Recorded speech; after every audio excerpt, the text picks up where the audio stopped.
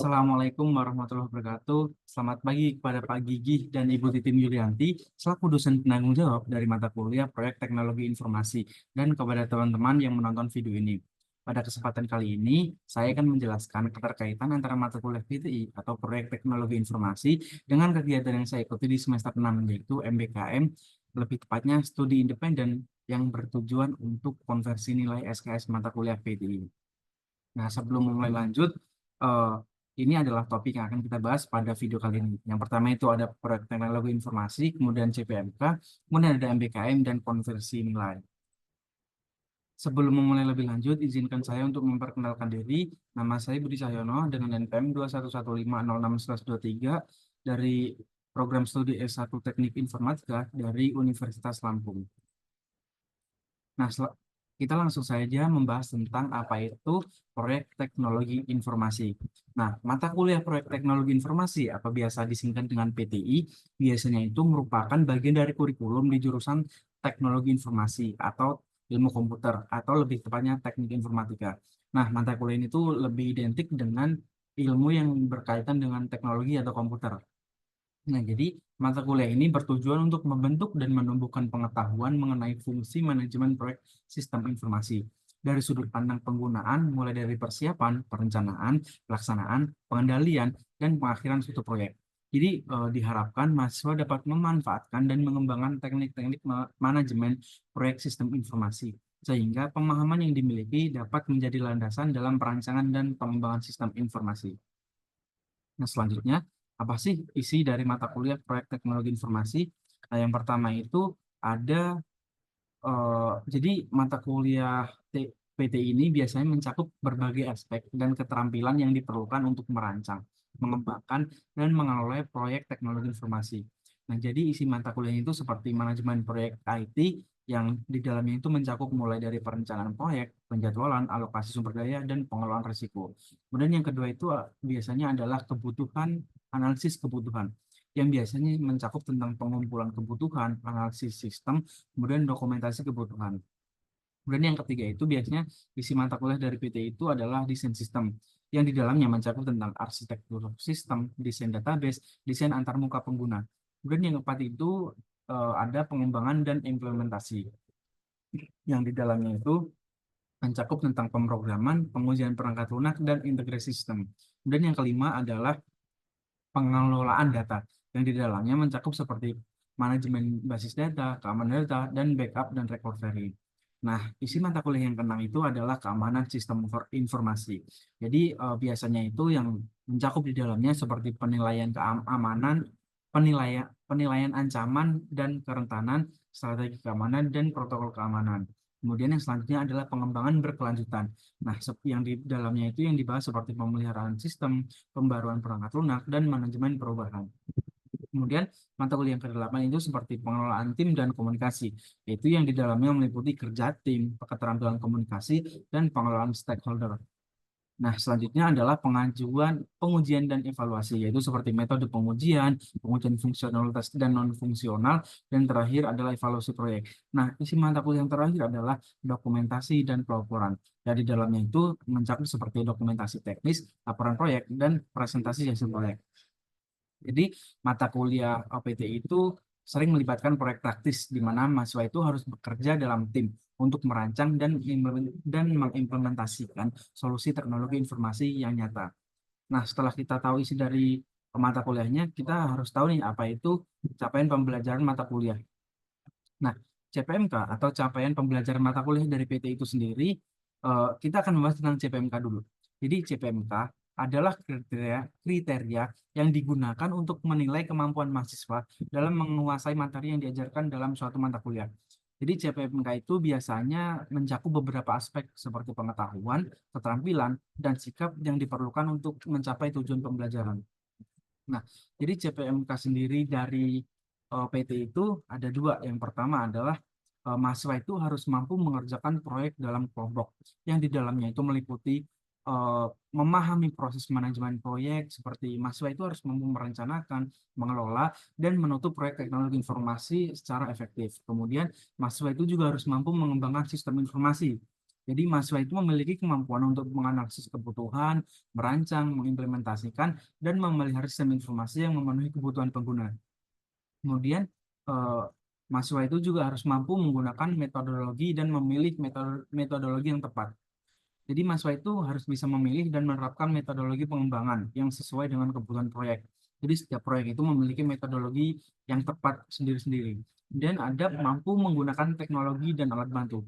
Yaitu mahasiswa itu diharapkan mahir dalam menggunakan software dan alat bantu yang digunakan dalam manajemen proyek dan pengembangan sistem. Nah, itu adalah lingkup dari mahasiswa harus mampu mengerjakan proyek dalam kelompok. Dan yang terakhir, yang kedua itu adalah mahasiswa mampu mempresentasikan hasil kerjanya. Jadi setelah proyek itu selesai, jadi itu capaian yang harus dicapai oleh mahasiswa itu atau capaian pembelajaran mata kuliah dari PT itu, mahasiswa harus mampu mempresentasikan hasil kerjanya. Nah, selanjutnya setelah kita eh, mempelajari tentang PTI, jadi keterampilan apa sih yang bakal kita dapat dari kita mengikuti kelas ini? Jadi ketika kita mengikuti kelas PTI atau proyek teknologi informasi, kita akan mendapatkan 3 keterampilan secara umum. Jadi yang pertama itu kita bakal mampu mengkomunikasikan rencana proyek dengan jelas dan sistematis. Cara teknisnya itu seperti keterampilan manajerial, keterampilan teknis, dan keterampilan problem solving. Dan yang kedua itu mahasiswa itu akan mendapatkan keterampilan untuk mampu mengerjakan proyek skala menengah dalam kelompok. Kemudian yang terakhir adalah keterampilan yang akan didapat ketika kita mengikuti kuliah PTI, yaitu adalah mampu mempresentasikan hasil proyek dengan efektif. Nah, selanjutnya, jadi bagaimana sih pengaplikasian di zaman ini dari mata kuliah proyek teknologi informasi? Nah, jadi keterampilan yang diperoleh dari mata kuliah teknologi informasi sangat relevan dengan dunia kerja saat ini. Nah, kita itu dapat menerapkannya dalam berbagai bidang, seperti yang pertama adalah pengembangan perangkat lunak. Nah, jadi pengaplikasiannya itu di pengembangan perangkat lunak seperti membuat aplikasi mobile, web, atau desktop. Kemudian yang kedua itu adalah pada bidang analisis data. Jadi kita bisa mengaplikasikan dari ilmu dari PT ini seperti dengan mengolah dan menganalisis data besar untuk mendapatkan insight. Kemudian yang ketiga itu adalah kecerdasan buatan. Nah, kecerdasan buatan ini lagi booming banget nih sekarang. Jadi pengaplikasian ketiga itu adalah pada bidang kecerdasan buatan. Itu seperti kita membangun sistem cerdas seperti chatbot atau sistem rekomendasi. Kemudian yang selanjutnya itu pengaplikasiannya adalah pada cyber security. Jadi seperti kita melindungi sistem informasi dari ancaman. Dan yang terakhir adalah Internet of Things atau IoT. Seperti mengembangkan perangkat yang terhubung ke internet. Nah, jadi setelah pengaplikasian ini, yang nantinya keterampilan yang kita peroleh dari mata kuliah proyek teknologi informasi sangat relevan dan bermanfaat. Seperti yang pertama itu pada bidang industri teknologi, yaitu di sana kita bakal mengelola proyek pengembangan perangkat lunak, aplikasi mobile, dan platform web. Nah, selanjutnya itu adalah kita juga bisa masuk kepada implementasi yang kedua itu pemerintahan dan lembaga publik. Jadi ilmu yang udah kita dapat itu kita bisa implementasiin dengan kita masuk pada pemerintahan dan lembaga publik. Jadi pengembangan dan implementasi sistem e-government, layanan publik digital, dan sistem keamanan siber itu bakal dibutuhkan pada pemerintahan dan lembaga publik. Nah, yang terakhir itu kita bisa mengimplementasikan ilmu kita ke bidang pendidikan dan penelitian, seperti mengelola proyek penelitian yang melibatkan teknologi informasi dan pengembangan perangkat lunak pendidikan. Nah, selanjutnya kita akan membahas tentang MBKM atau studi independen dengan mitra PT Kelima Sistem Multimedia atau biasa disebut dengan Enfin Learning.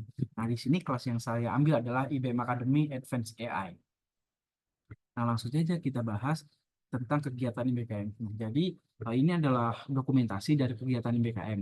Yang pertama itu adalah dokumentasi kuliah IBKM. Ini adalah kuliah yang saya lakukan rutin lima hari dalam 1 minggu, dimulai dari hari Senin sampai hari Jumat.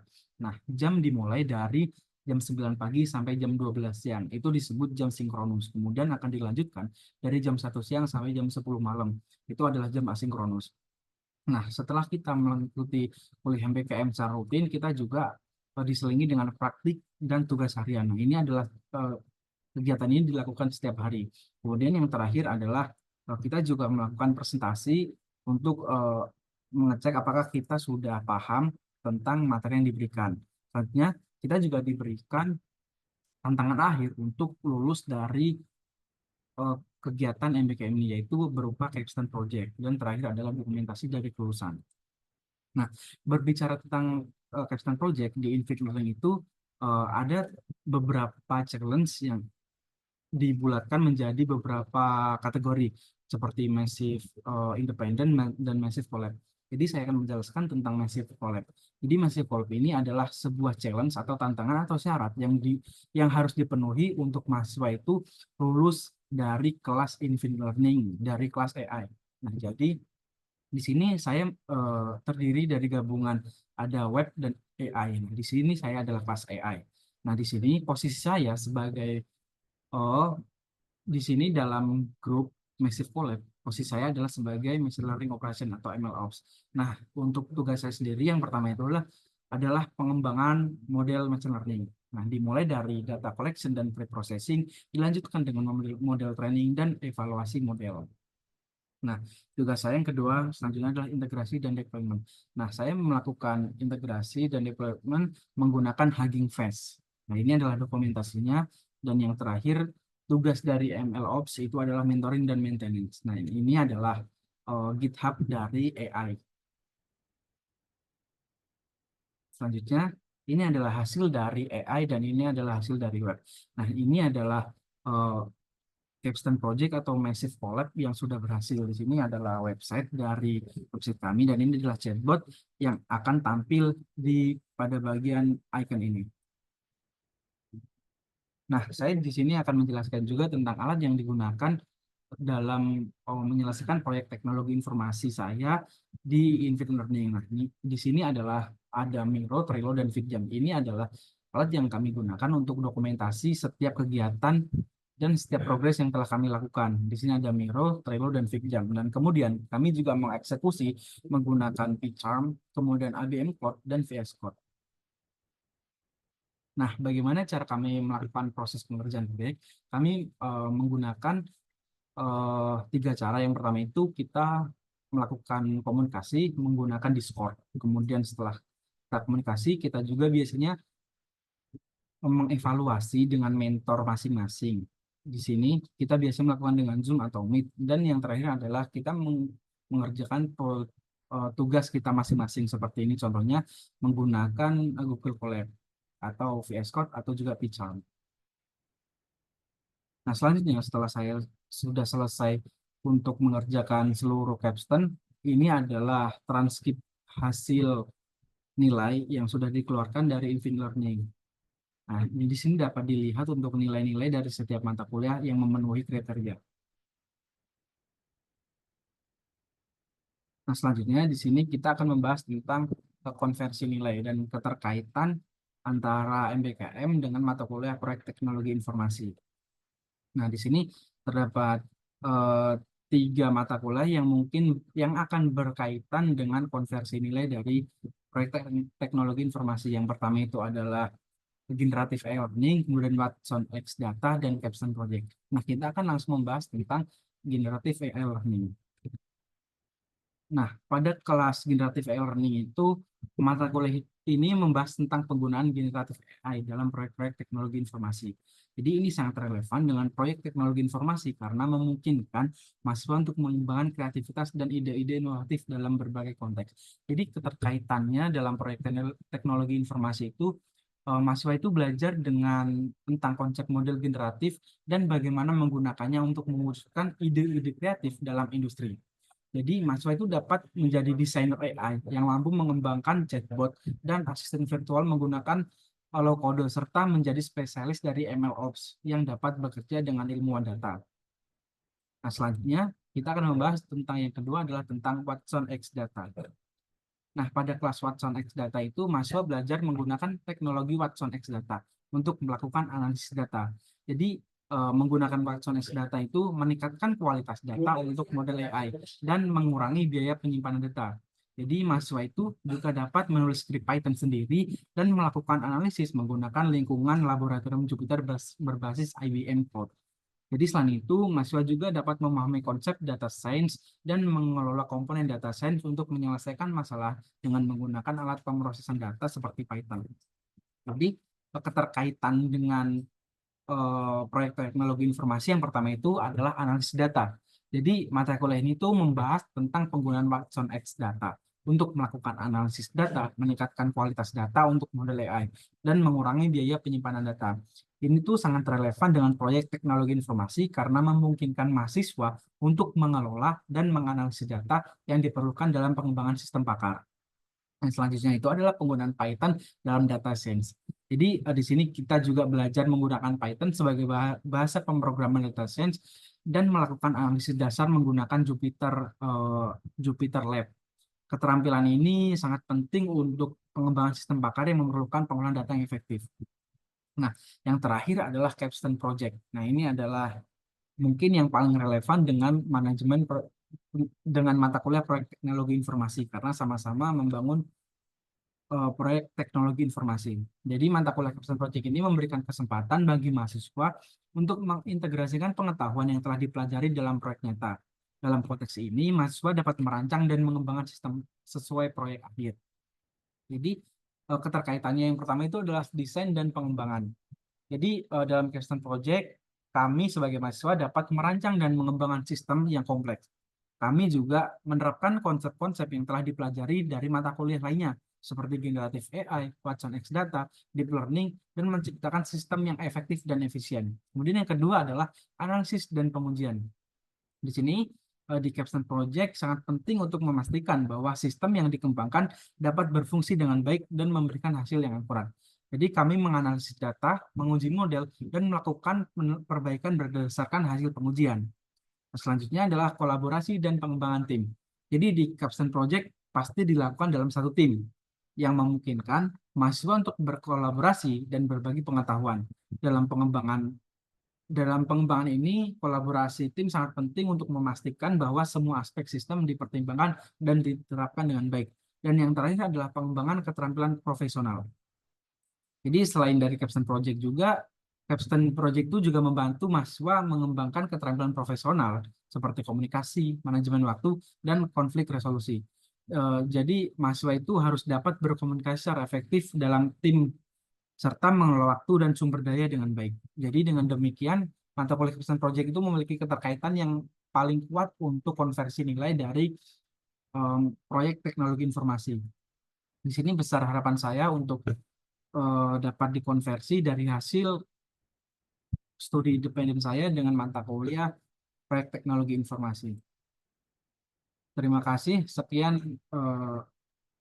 saya mohon maaf jika ada kata-kata yang kurang berkenan. Saya akhiri. Wassalamualaikum warahmatullahi wabarakatuh.